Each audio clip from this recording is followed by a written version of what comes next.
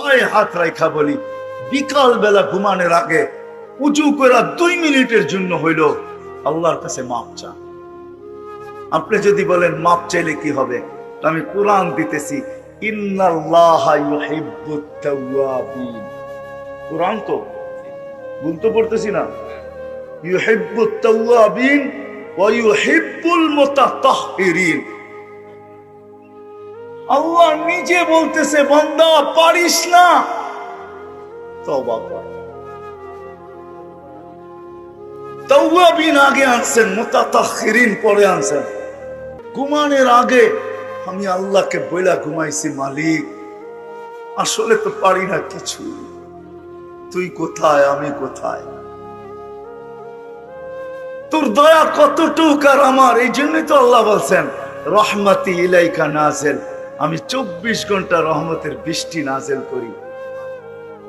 ওয়া মাসিয়াতুকা ইলাইয়া সাঈদ, তুই 24 ঘন্টা আমার দিকে নাফরমানি পাঠাস, তা সত্ত্বেও আমি রহমত পাঠাইতে থাকি।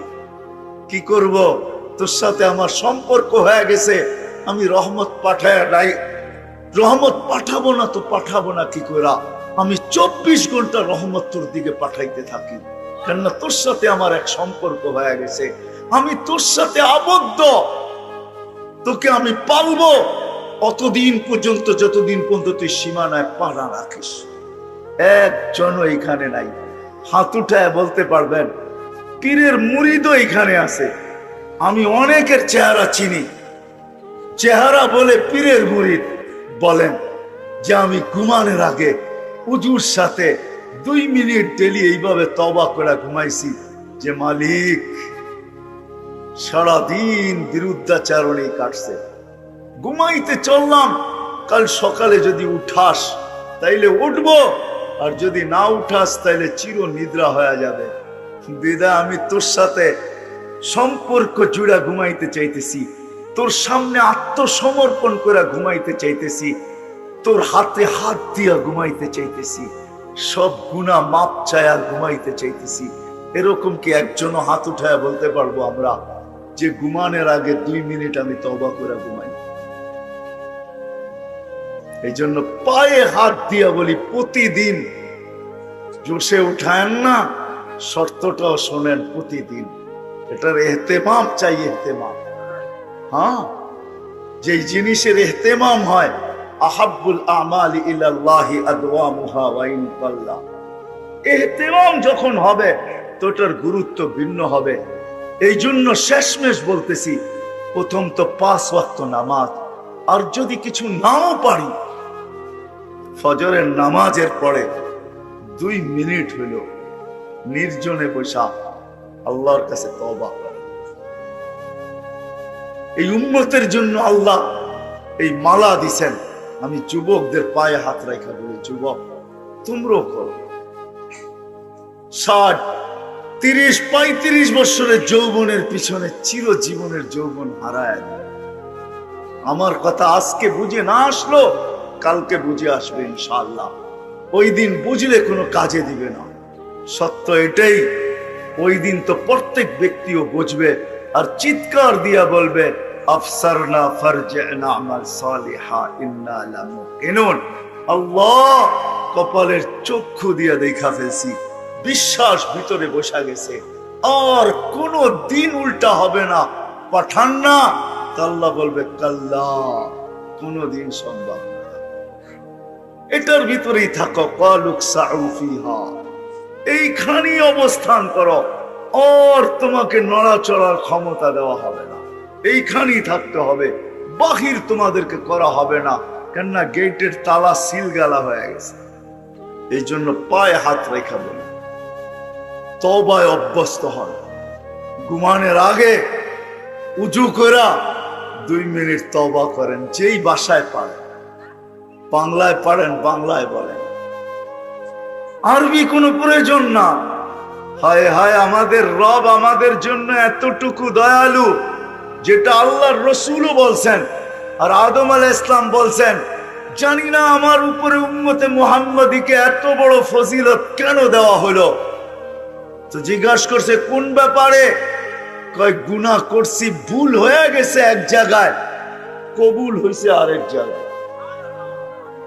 দূরত্ব কয়েক শত বৎসর,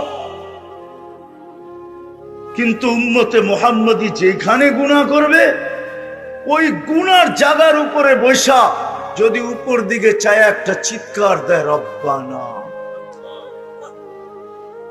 রব্বানা বলে যদি একটা চিৎকার দেয়, রব্বানা, আল্লাহ, হায় আল্লাহ করলাম কি, ও আল্লাহ কি হইল, যদি একটা চিৎকার দেয় তা আল্লাহ জবাব দেয়, আলিমা আবদি আন্না লাহু রাব্বা। আদম আলাইহিস সালাম বলে চিৎকার দিতে দেরি, আল্লাহ মাফ করতে দেরি করবে না, যদিও মাফ না চায়, শুধু আল্লাহ বইলা চিৎকার দেয়। আর আল্লাহর রাসূলও বলছে তুমি চিৎকার দিতে দেরি, আল্লাহ মাফ করতে দেরি করবে না। তো সাহাবা জিজ্ঞাসা করছে ডেলি কয়বার চলবে এরকম? আল্লাহর রাসূল বলছে ওয়ালাউ ফিল ইয়াউমি ৭০ মাররা, প্রতিদিন ৭০,০০০-এর উপরেও চলবে, ৭০-এর উপরেও চলবে।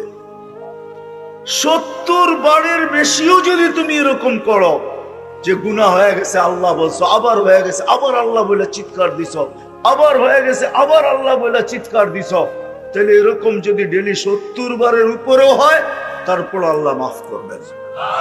প্রয়োজনের কারণেই মানুষ ব্যস্ত হয়। প্রয়োজন আছে বিদায়ী অটোওয়ালা সারাদিন অটো নিয়ে ছুটতেছে, সিএনজি ওয়ালা সিএনজি নিয়ে ছুটতেছে, বাজারওয়ালা সারাদিন দোকান খুলা বসা আছে, ঝড় দেখে না, তুফান দেখে না, শীত দেখে না, গরম দেখে না, অফিসওয়ালা ছুটতেছে অফিসের দিকে। এই যে ছুটাছুটি, এটা প্রয়োজনের কারণে। প্রয়োজন যদি না থাকতো তাহলে কাউকে ছুটতে হতো না, মাথার গাম পায়ে ফেলতে হতো না, দেশ থেকে দেশান্তর হইতে হতো না, তাইলে মানুষ প্রবাস জীবনে কোনোদিন জীবন কাটাইতো না। কেননা প্রবাস জীবনটা কোনো জীবন না। এটা যারা প্রবাসে ছিল বা আছে ওদেরকে জিজ্ঞাসা করেন যে প্রবাস জীবনটা কোনো জীবন মনে হয় না। প্রবাস জীবনটা কোনো জীবন মনে হয় না। বিকালে ফিরা নিজের খাওয়া নিজেই পাক করতে হয়, কাপড়টা নিজেরই পরিষ্কার করতে হয়, সুস্থ হইলেও ভালো, অসুস্থ হইলে নিজের শরীরটাকে নিজেরই দেখতে হয়। অদ্বিতীয় আর ওইখানে কেউ থাকে না। বিদায় প্রবাস জীবনটা বিশ্লেষণ করলে দেখা যায় প্রবাস জীবনটা জীবন না। তারপরও প্রয়োজনের খাতিরে মানুষ প্রবাস জীবনটা বেছে নেয়। কি আপনাদের এখানে প্রবাসে নাই? ওকে জিজ্ঞাসা করেন প্রবাস জীবনটা কিরকম, তো আমার কথাটা একমত হবে যে আসলে তাকাইলে দেখা যায় এটা কোনো জীবন না।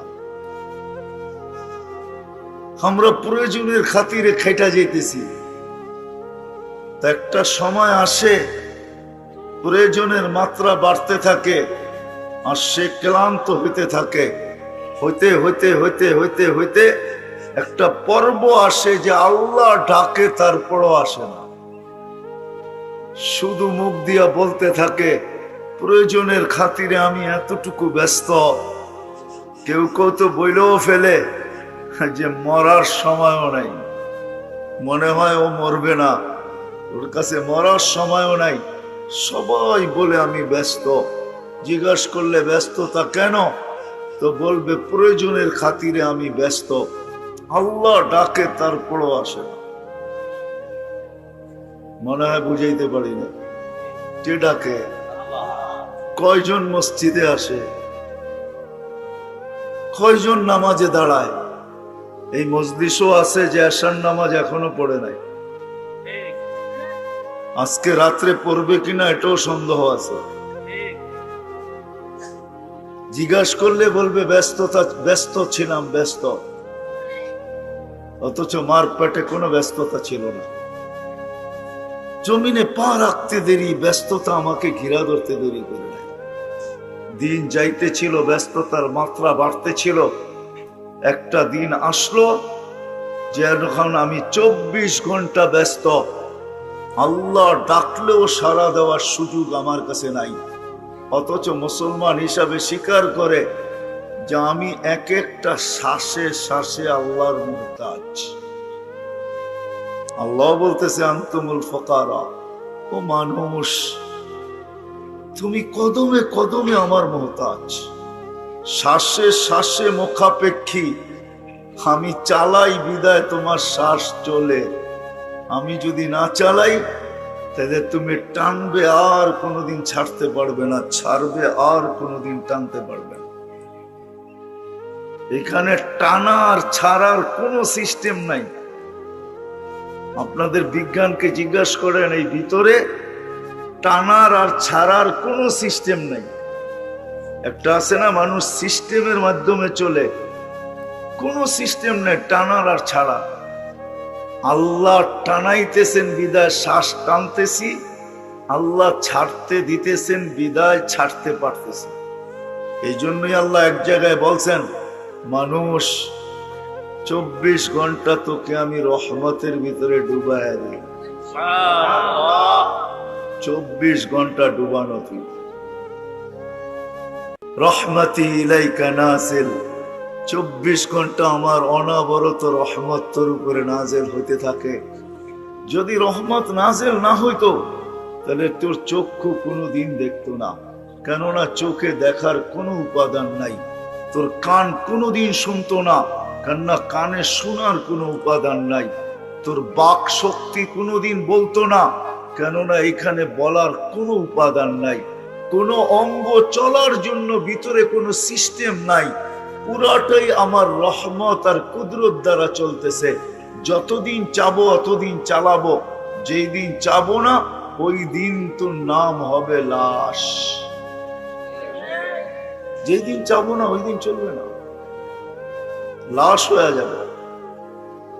অথচ 24 ঘন্টা পরিচালনা করতেছেন। ওই ব্যক্তি যখন প্রয়োজনের বেড়া জালে আটকাইল, চতুর্দিক থেকে প্রয়োজন আর প্রয়োজন,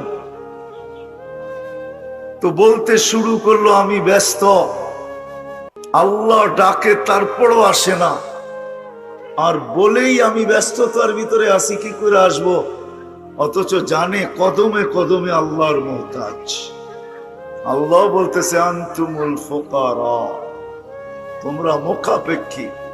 প্রত্যেক কদম কেন, প্রত্যেক শ্বাসে শ্বাসে, প্রত্যেক মুহূর্তে মুহূর্তে। হায় মেরে দোস্ত, আপনি যদি বলবেন প্রত্যেক শ্বাসে শ্বাসে আল্লাহর মুহতাজ, এই জন্য শ্বাসের ফেরেশতা প্রতিবার আল্লাহকে জিজ্ঞাসা করে আমসিকা ওয়াতরুক, আল্লাহ শ্বাস নিল বন্ধ করে দিব না ছাড়তে দিব? তো আল্লাহ প্রত্যেকবার বলে উতরুক আলী আবদি আজাল, ছাড়তে দে। সীমা রেখা দেওয়া আছে, যখন সীমা রেখায় পা দিবে তো হুকুম দিব, শ্বাস নিবে আর কোনোদিন ছাড়তে দিবে না, ছাড়বে আর কোনোদিন টানতে দিবে না। ডেট। অথচ আল্লাহ ডাকে, আবার বিশ্বাসও করে রাখে। আল্লাহ মারে কে, এই কথা বিশ্বাস করে, তারপরও আল্লাহ ডাকে। কিন্তু যুবকও বলে ব্যস্ত, পুরুষও বলে ব্যস্ত, বৃদ্ধ বলে ব্যস্ত, নারীও বলে ব্যস্ত, পুরুষও বলে ব্যস্ত, সমাজের প্রত্যেক ব্যক্তি বলে ব্যস্ত। অথচ বিশ্বাস করে রাখে আল্লাহ মারে কে, মারে আল্লাহ রাখে কে, তারপরও আসে না। এই জন্য কিতাবে আছে মরার সাথে সাথে কানে দনি দিবে। কিছু লোকদের কানে দনি আসবে আর দনি দিয়া কানের পর্দা ফাটায় ফেলবে। ফেরেশতা চিৎকার দিয়া বলবে আইনাল ইশতিগাল, বল তোর ব্যস্ততা কোথায়? তুই না বলতি বড় ব্যস্ত, কোথায় তোর ব্যস্ততা? তো ফেরেশতা নিজেই জবাব দিবে জালাল ইশতিগাল, তোর ব্যস্ততা শেষ। কিন্তু শুনা রাখ বাকিয়াল ওয়াবাল, সব ঘাটি তোর সামনে, সমস্ত ঘাটি সামনে। আমি নিয়ে যেতেছি ওই দিকে আপনাদেরকে। আফসোস, সারাদিন প্রয়োজন প্রয়োজন প্রয়োজন প্রয়োজন বলি, কিন্তু এই মানুষটা জানে না তার সবচেয়ে বড় প্রয়োজন কি। জানে না তো জানে না, একটু ভাবেও না। 2 মিনিটের জন্য কখনো একা একই বসে ভাবে না যে আমি যে সারা দিন প্রয়োজনের স্লোগান লাগাইতেছি, আচ্ছা একটু ভাইবা দেখি এই ছোট জীবনটার প্রয়োজনই আমার প্রয়োজন না আরো কোনো কিছু আমার প্রয়োজন। ছোট জীবন 60-70 বৎসরের জীবন, এটারই কি প্রয়োজন না আমার সবচেয়ে প্রয়োজন কি? কসম খোদার একজন মানুষও মনে হয় আমরা ভাবি না, একজন মানুষও আমরা ভাবি না যে আমার সবচেয়ে প্রয়োজন কি। যুবকও ভাবে না, বৃদ্ধ ভাবে না, নারীও ভাবে না, পুরুষও ভাবে না, শিক্ষিত ভাবে না, অশিক্ষিত ভাবে না, আমাদের সমাজের কেউ ভাবে না আমার সবচেয়ে প্রয়োজন কি।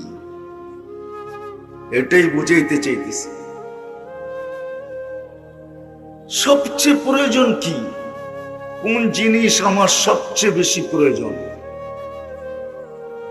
কোনটা আমার জীবনে সবচেয়ে বেশি দরকার, সবচেয়ে বেশি প্রয়োজন। আজকে তো বলি দরকার দরকার, প্রয়োজন প্রয়োজন প্রয়োজন, কিন্তু ভাবলাম না সবচেয়ে বড় প্রয়োজন কি। বিবেক তো আল্লাহ সবাইকেই দিলেন, শুধু পাগলকে দেন নাই তো কলমও উঠে আনিছেন। রুফিয়াল কালাম আন সালাত মজনু হাত্তা ইয়াবরা, পাগল থেকে আল্লাহ কলম উঠে আনিছেন। কেননা ওকে বিবেক বুদ্ধি আল্লাহ দেন নাই, সে পাগল বিদায় কলম তার থেকে উঠানো। আমাদের কারো থেকে তো কলম উঠানো না, আমরা তো কেউ পাগল না, আমাদেরকে তো আল্লাহ বিবেক দিছেন, বুদ্ধি দিছেন, বিদ্যা দিছেন, সবকিছু দিছেন। আমাদের তো ভাবা দরকার ছিল যে আমার সবচেয়ে প্রয়োজন কি, সবচেয়ে কোন জিনিসটা প্রয়োজন। আজকের প্রয়োজনই সবচেয়ে বড় প্রয়োজন না কোন জিনিসের প্রয়োজন। এই জন্যই কোরআন বুঝাইতে চাইতেছে কদ্দামাত লিগাত। মানুষ, তোর বাবা দরকার ছিল ইয়া আইয়ুহাল্লাযীনা আমানুত্তাকুল্লাহ ওয়াল তানজুর নাফসুন ওয়া তানজুর নাফসুন মা কদ্দামাত লিগাত। বাবা উচিত ছিল যে আজকের প্রয়োজন নিয়ে আমি এতটুকু মাথা ঘামাইতেছি, কালকে আমার প্রয়োজন কি, কালকে কি প্রয়োজন,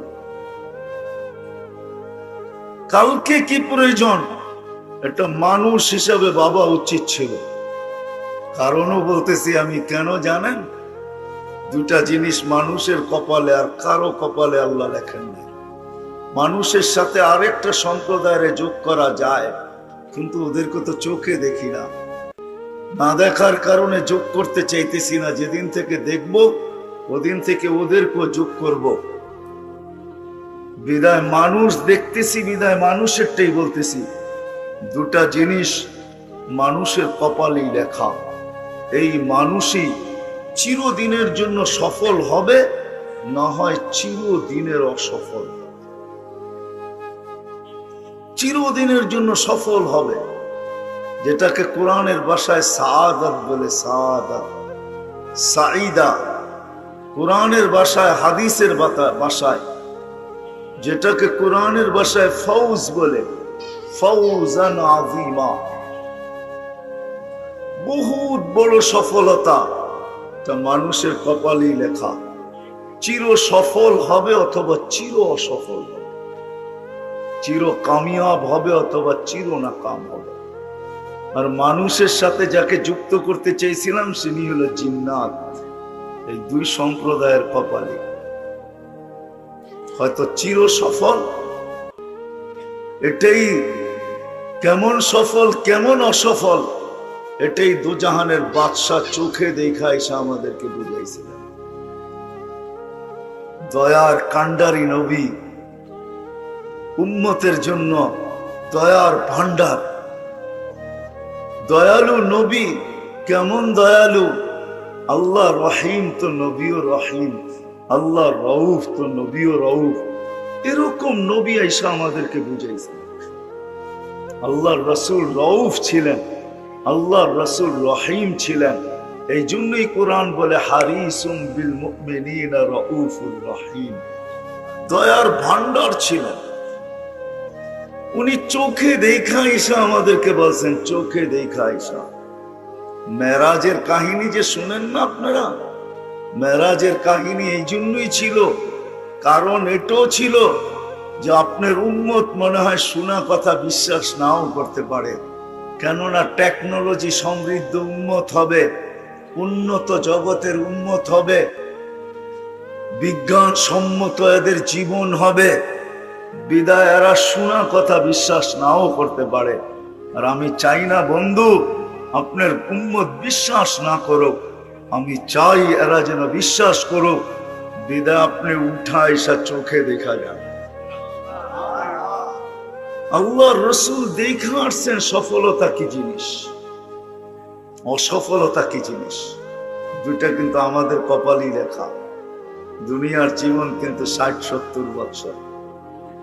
এই দুনিয়া এককভাবে পাওয়ার কারো জন্য সুযোগ নাই।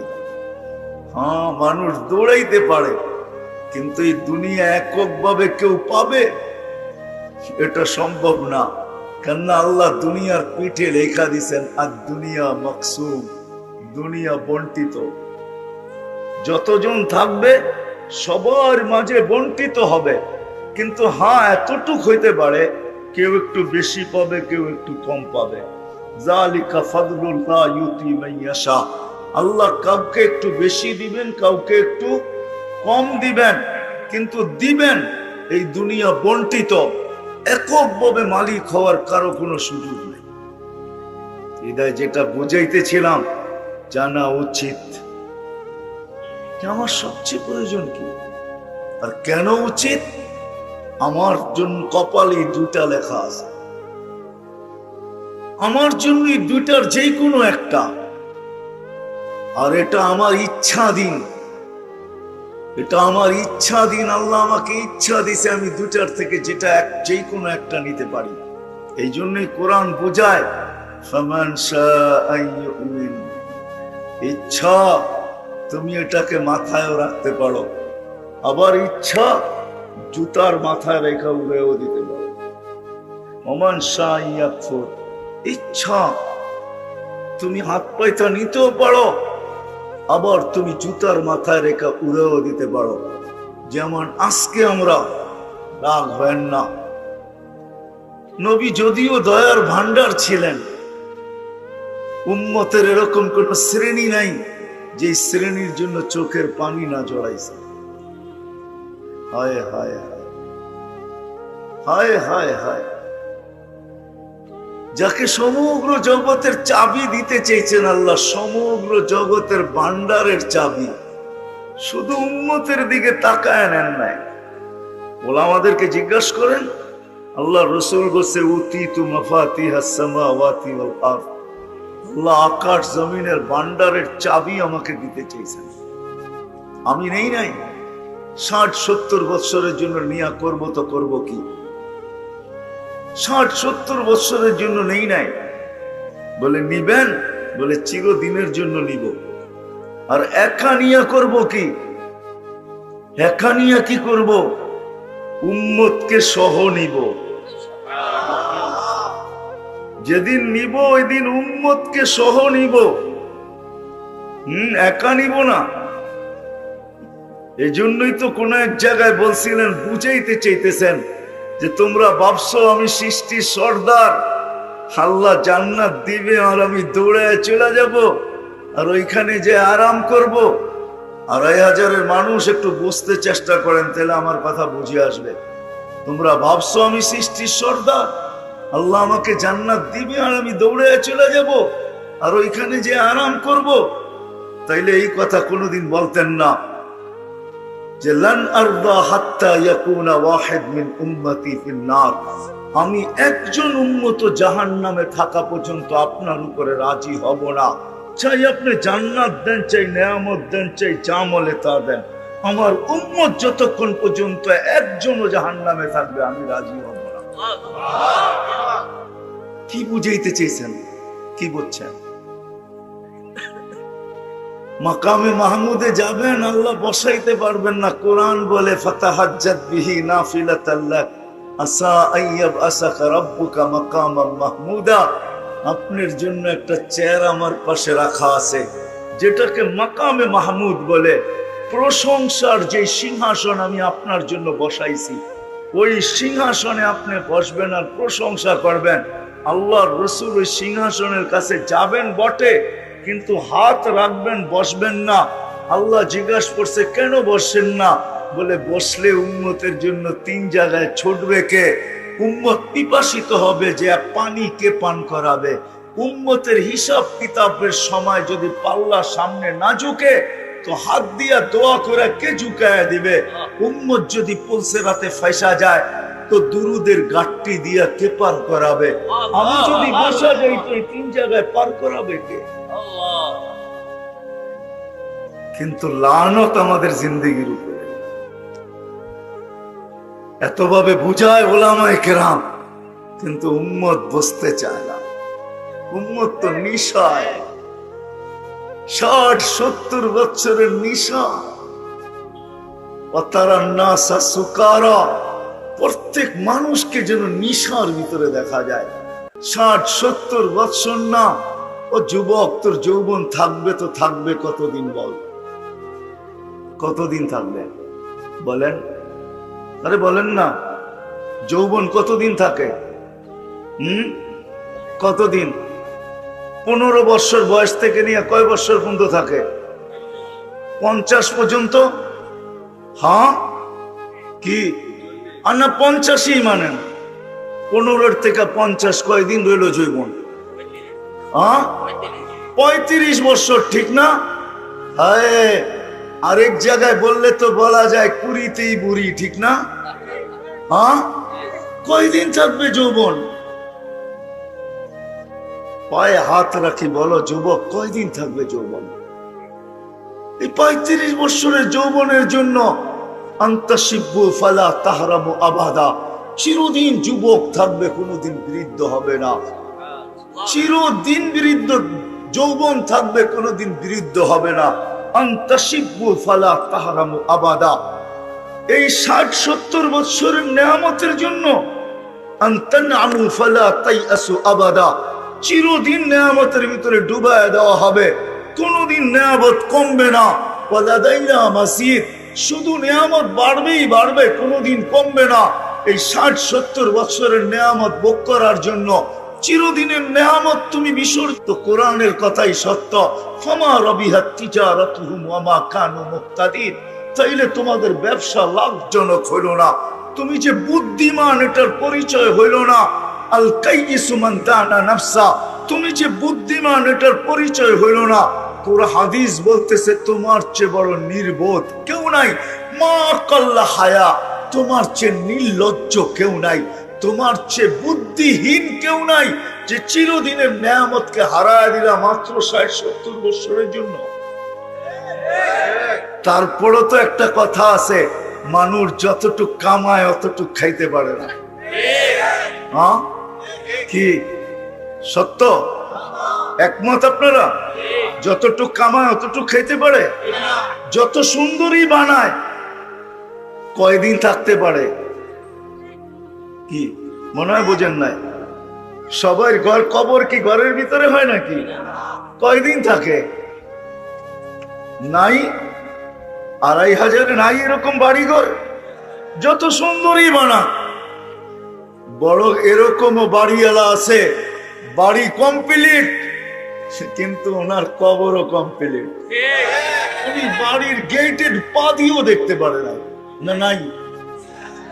তো আল্লাহ বলে, শোনো, 60-70 বছরের নেয়ামতের জন্য চিরদিনের নেয়ামতকে হারায় ফেললাম। ব্যবসা লাভজনক হইল না, তুমি বুদ্ধিমান না। হায়, দুনিয়ার সামান্য সুস্থতার জন্য, 60-70 বছরের সুস্থতার জন্য চিরদিনের সুস্থতাকে হারায় ফেলছে।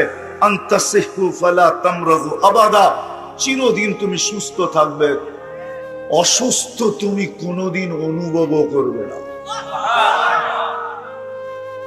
এই 60-70 বছরের জীবনের জন্য হায় হায় হায় 2500 মানুষ রাগ হয় না 60-70 বছরের জীবনের জন্য, চিরজীবনের জীবনকে হারায় ফেলছে। আনতাহইয়া ফালা তামুতু আবাদা, আসতেছে একটা দিন, চিরদিন তুমি জীবিত থাকবে, কোনোদিন মউত তোমার কাছে আসবে। এটাই বুঝাইতে চাইতেছিলাম যে যুবক, সামান্য দিনের জন্য যৌবন, 35 বছরের যৌবনের জন্য চিরদিনের যৌবন হারায় ফেলতেছ। তো যেটা বুঝাইতেছিলাম, উচিত ছিল বুঝা, যদিও দুনিয়ার প্রয়োজন বুঝি, যার কারণে দেশ থেকে দেশান্তর হইতে দ্বিধা করি না, যার কারণে হয় চোর চুরি করতে দ্বিধা করে না, ডাকাত ডাকাতি করতে দ্বিধা করে না,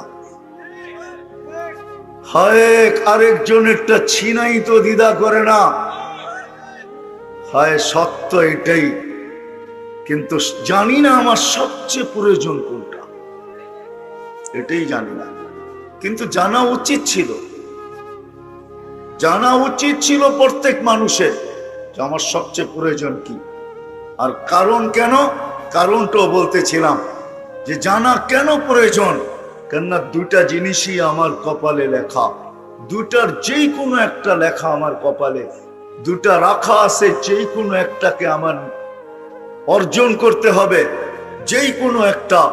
আল্লাহর রাসূল সহজ পদ্ধতি শিখায়া দিয়েছেন, শোনো, অসফলতা অর্জন করার জন্য কিচ্ছু লাগবে না। আলা ইন্নান নারা সাহলুন বিশাহওয়া, তুমি জাহান্নামে যাইতে চাও, তাহলে বেশি কিছু করতে হবে না, মনের ঘোড়ার উপরে বসা যাও, মন যেমন চায় এরকম চলতে থাকো, মন চাহি ঘোড়ার উপরে বসা যাও। ও যুবক, মন চাহি ঘোড়ার উপরে আজকে তোমরা বসা, আমরাও বসা মন চাহি ঘোড়ার উপরে। আল্লাহর রাসূল বলছে, মন চাহি ঘোড়ার উপরে বসা যাও। আলা ইন্নান নারা সাহলুন বিশাহওয়া, তো মন চাহি ঘোড়া তোমাকে দোজখে ঢুকায়া তারপরে ফিরে আসবে, তোমার কিচ্ছু করতে হবে না, বড় সহজ। আলা ইন্নান নারা সাহলুন বিশাহওয়া, মন চাহি জীবন, আজকে মন যেরকম চায়। কিন্তু বলছেন আরেকটা, এটা একটু কষ্ট করতে হবে। আলা ইন্নাল জান্নাতা হাযানুন বিরুবওয়া, জান্নাত অর্জন করতে হলে বড় কষ্ট করতে হবে। তো যেটা আমি বুঝাইতেছিলাম, দুটার যেই কোনো একটা আমাদের কপালে আসবে, আর এটা চির সত্য। নাইলে যদি সত্য না হইতো, তাহলে কোরআন এই কথা কোনোদিন বলতো না, ওয়া আম্মা মান সাকুলাত মাওয়াজিনুহু ফাহুয়া ফি ঈশাতির রাদিয়া। কোরআন এই কথা কোনোদিন বলতো না, ওয়া আম্মা মান খাফফাত মাওয়াজিনুহু ফাউম্মুহু হাবিয়া। যার আমলনামার পাল্লা ভারী হবে, ফাহুয়া ফি ঈশাতির রাদিয়া, চির সুখের জায়গা জান্নাতে যাবে। আর যার পাল্লা ভারী হবে না, চির অশান্তির জায়গা দোজখে যাবে। কেমন অশান্তি?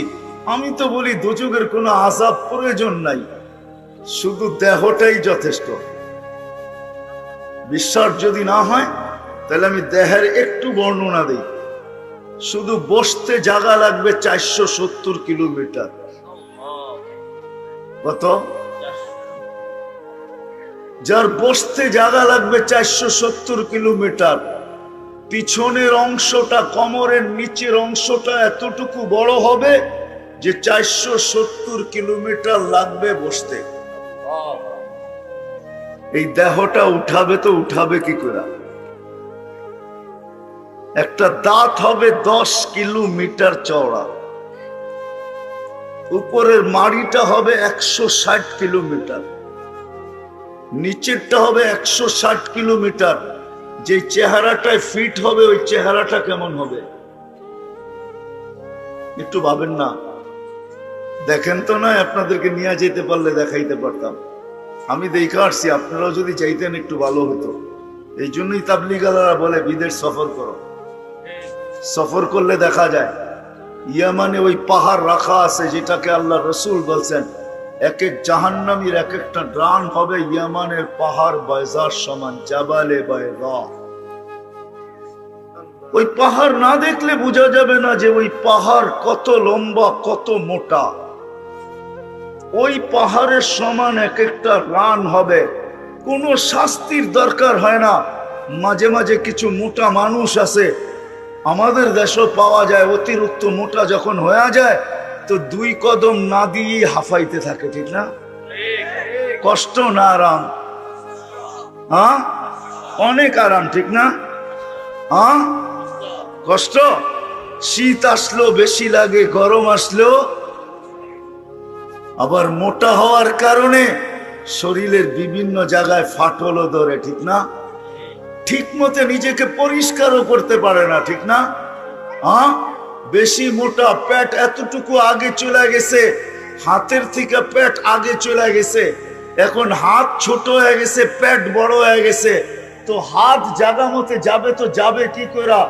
ওরকম পরিষ্কারও হইতে পারে না। পরিষ্কার হইতে হইল মনে হয় ব্রাশের প্রয়োজন হয়, জানি না এরকম ব্রাশ তৈরি হয়েছে কিনা, বুঝাইতে মনে হয় পারি নাই। রাগ হয়ে গেলেন? রাগ হয় না, ক্রিটিসাইজ করতেছি না, বুঝাইতে চাইছি।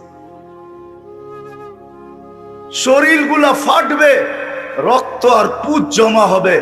আল্লাহর রসুল বসে দুনিয়ার যেই কোন শিপ ওটার ভিতরে তুমি চালাইতে পারবে, কোথাও ঠেকবে না, কোথাও বাঁচবে না। শুধু দেহটাই যদি হইতো।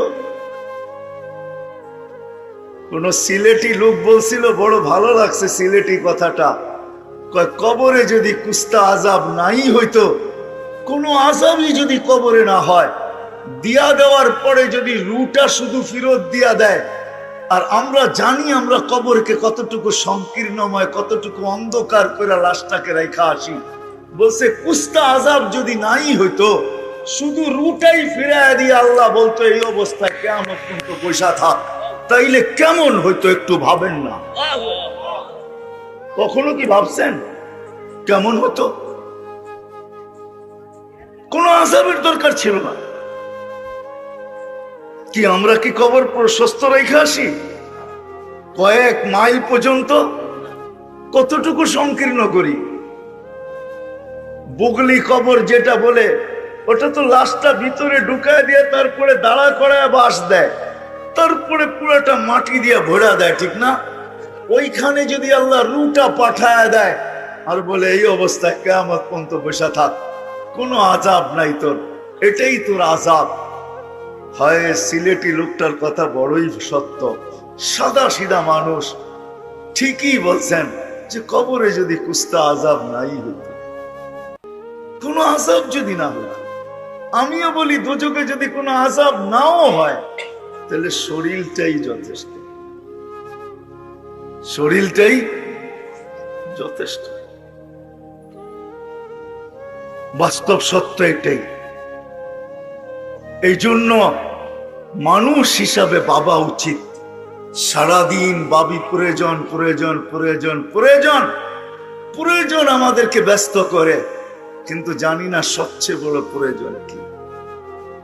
এতটুকু ব্যস্ত যে আল্লাহ ডাকে তারপরও আসে, কুদরতি পাও বিছায়া ডাকে, আমাকে পুত পবিত্র করার জন্য ডাকে। পুবত্ব পবিত্র করার জন্য যদি না ডাকতেন তো আল্লাহর রসুল কোনোদিন আমাদেরকে এইভাবে বুঝাইতেন না, গাছের ডাল ধরে কোনোদিন নাড়া দিয়া বুঝাইতেন না যে সমস্ত পাতাগুলা ঝরা গেল। বলছে এরকম কেন করলাম উসমান, বলো কেন করলাম? বলে তা তো জানি না। বলে উম্মত যখন নামাজ পড়বে, নাড়া দেওয়ার কারণে শীতের গাছের পাতাগুলা যেরকম ঝরা গেল, পাতা শূন্য হলো, আমার উম্মত যখন নামাজ পড়বে এরকম গুনাহ শূন্য হবে। যদিও কেউ কেউ বলে আপনি এটা পাইলেন কই? আমি এইখান থেকেই পাইছি, এটাই সত্য। প্রমাণ পাওয়া যায় যে মুসলমান বান্দা বান্দি, যুবক হোক আর বৃদ্ধ হোক, নারী হোক আর পুরুষ হোক, যখন সুবহান রাব্বিয়াল আলা বলে, সুবহান রাব্বিয়াল আলা বলে, যখন সুবহান বলে চিৎকার দেয়, তো আল্লাহ বলে সাব্বাহতানি সাব্বাহতুক, তুই আমাকে পবিত্র বললি আর তুই অপবিত্র থাকবি, এটা হতে পারে না, তোকেও পবিত্র করে দিলাম, গুনাহ শেষ। যে আল্লাহ কুদরতি পাও বিছায়া ডাকে, আমি তো সব জায়গায় বলি সেই উম্মতের নবীর সাথে, আমাদের নবীজির সাথে আল্লাহ কথা বলছেন, কিন্তু পাশে বসায়। আরো নবীদের সাথে কথা বলছেন, কিন্তু জমিনে রাইখা পর্দার এই পার আর ওই পার। বলছে বন্ধু আপনার সাথে কথা বলতে মনে চায়, কিন্তু জমিনে রাইখা না, তাইলে আর বন্ধুত্বের পরিচয় হইল তো হইল কি? আপনাকে পর্দার এই পারে ওই পারে না, আপনি উঠে আসেন কাবা কাউসাইনি আও আদনা ফাদানা ফাতাদাল্লা ফাওহা ইলা আবদিহি মা আওহা।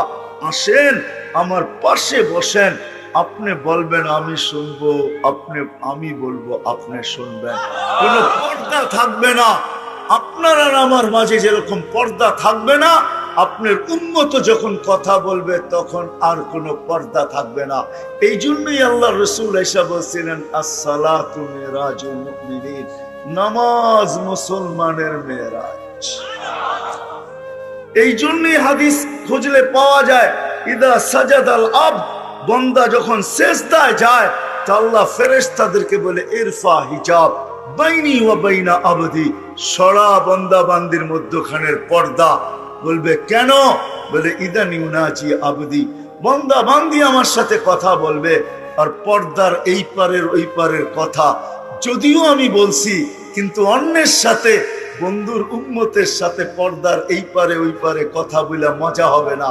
বিদা সরা পর্দা, পর্দা ছাড়া উম্মত কথা বলবে, বন্ধুর উম্মত কথা বলবে যাতে মজা হয়। আল্লাহ ডাকে তারপরও ব্যস্ত বইলা আসেন, অথচ স্বীকারও করে আমি শ্বাসে শ্বাসে আল্লাহর মুহতাজ, অথচ গানও বানায় 1 মিনিটের নাই ভরসা।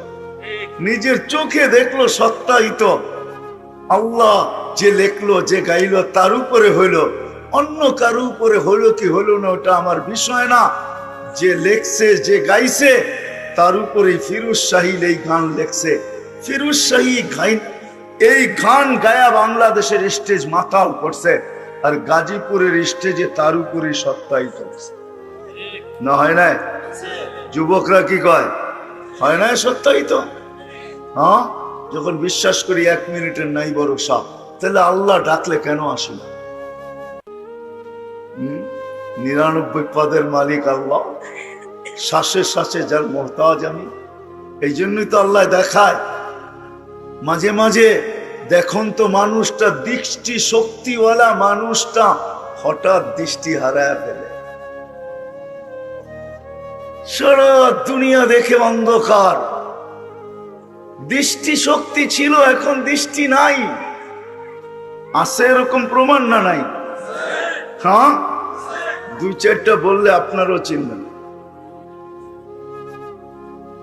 2-4টা আমি বলতে পারি যাদেরকে আপনারও 2500-এর মানুষও চিনবেন, বেশি দূরের না। আপনাদের এখানে অধিকাংশ শিক্ষিত সমাজ বসবে, চিনবে, অধিকাংশ নেতারাও চিনবে। নাম বলবো না, এরকম একজন না 1 ডজন দেখানো যায়। দেখতে ছিল, হঠাৎ দেখে না। দুনিয়াও খুঁজে পায় না, কেন দেখে না? আমার কাছে এটার জবাব আছে। একটু আগে আমি বলছিলাম যে আমি দেখি না, আল্লাহর রহমতের কানেকশন আছে এই জন্য দেখতেছি। ওই কানেকশনটা ডিসকানেক্ট হয়ে গেছে, এখন আর দেখে না। দুনিয়া খুঁজতেছে, কেন দেখে না? খুঁজতে খুঁজতে খুঁজতে খুঁজতে খুঁজতে হায় কয়টা দেখবে, কয়টা দেখবে? চক্ষু যখন দেখে তো 13 কোটি ক্যামেরা দিয়া দেখে। কয়টা তালাশ করবেন কোন কোনটার তার ছুটে গেছে? এক চোখে 13 কোটি ক্যামেরা। যখন দেখে তো 13 কোটি ক্যামেরা দিয়া দেখে। একটা বন্ধ করে আরেকটা দিয়ে দেখেন তো আপনি 13 কোটি ক্যামেরা দিয়া দেখতেছেন।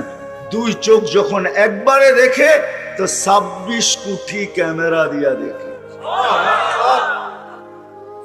এই জন্য মাঝে মাঝে দেখা যায় বলতে বলতে এক সময় বাক শক্তি হারায় ফেলে, আর বলতে পারে না।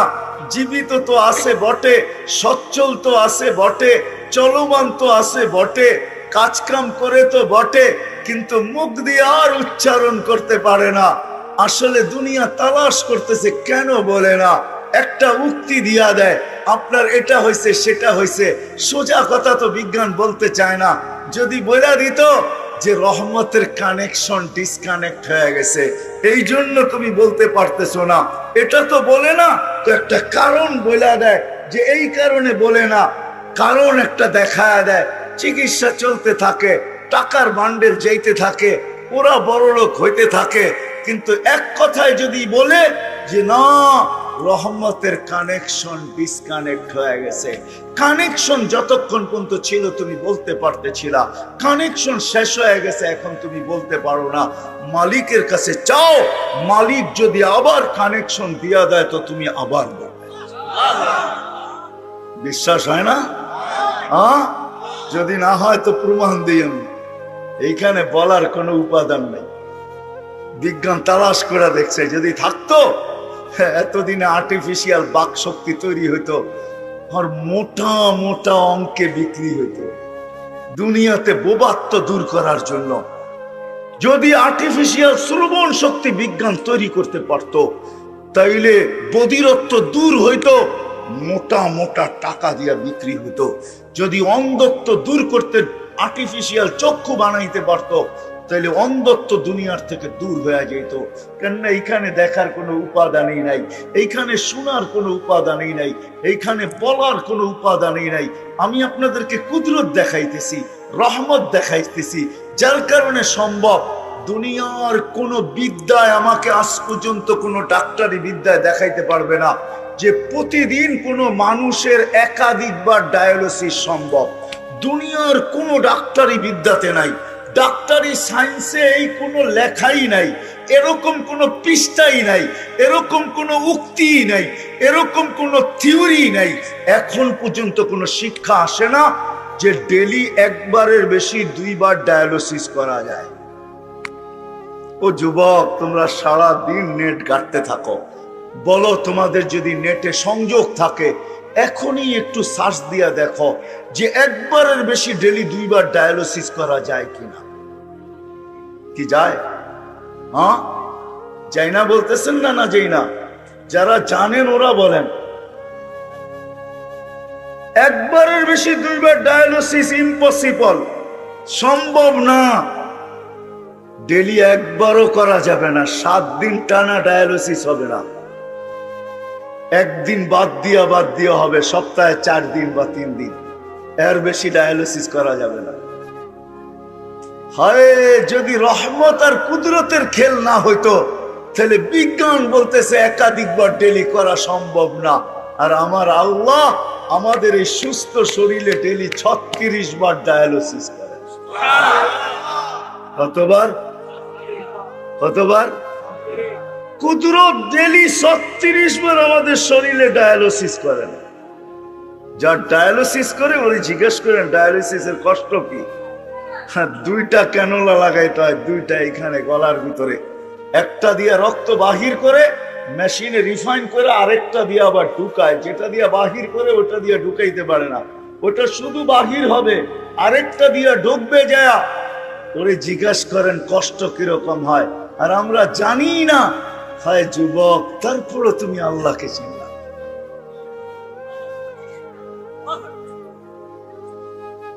তারপরে তুমি আল্লাহকে চিনলা না। আমি কাঁদি আমি শুধু কাঁদি না, এটি ভাবতে ভাবতেই কাঁদি। সময় হয় না। অনেকে পছন্দ করবে না যে আমরা ডাক্তারি পড়তে বসি নাই, নাইলে আমি দেখাইতাম যে এই শরীরে কুদরত কি চলে, এই শরীরে রহমতের কতটুকু ছাপ, কতটুকু আল্লাহর রহমতের কানেকশন। এই জন্যই তো হুকুম দিছে মসজিদে ঢোকার সময় দোয়া পড়বে, আল্লাহুম্মা ইফতাহ লি আবওয়াবা রাহমাতিক। ও মালিক, রহমতের গোডাউনে চলে আসলাম, তুই আমার সংযুক্ততা রহমতের সাথে করা দে, কানেকশন আমার রহমতের সাথে করা দে, সংযোগ করা দে রহমতের সাথে। নাইলে আমার কিডনি ডেলি 36 বার রিফাইন হবে না, ডায়ালিসিস হবে না। তুই যদি রহমতের সংযোগ না রাখলি তো আমার দৃষ্টি দেখবে না, তুই যদি রহমতের সংযোগ না রাখলি তো হইতে পারে আমার কান একদিন শুনবে না, তুই যদি রহমতের সংযোগ না রাখলি তো হইতে পারে আমার জবান একদিন বলবে না। তুই যদি সংযোগ না রাখলি হতে পারে আমার কিডনি সচ্ছল থাকবে না, তুই যদি সংযোগ না রাখলি তো আমার লিভার নষ্ট হয়ে যাবে, তুই যদি সংযোগ না রাখলি তো আমার হার্ট বিনষ্ট হয়ে যাবে, তুই যদি সংযোগ না রাখলি আমি হাট্টা গাট্টা হইতে পারি কিন্তু আমার যৌবন বিলুপ্ত হয়ে যাবে। না এরকম যুবক? দেখতে তো যুবক দেখা যায় কিন্তু ভিতরে নাইলে কলিকতার হারবাল চলবে তো চলবে কেন? নাইলে মডার্ন হারবাল চলবে তো চলবে কেন? মডার্ন হারবাল কেন চলবে? কলিকতার হারবাল কেন চলবে? এত বড় বড় হাসপাতাল কেন হবে?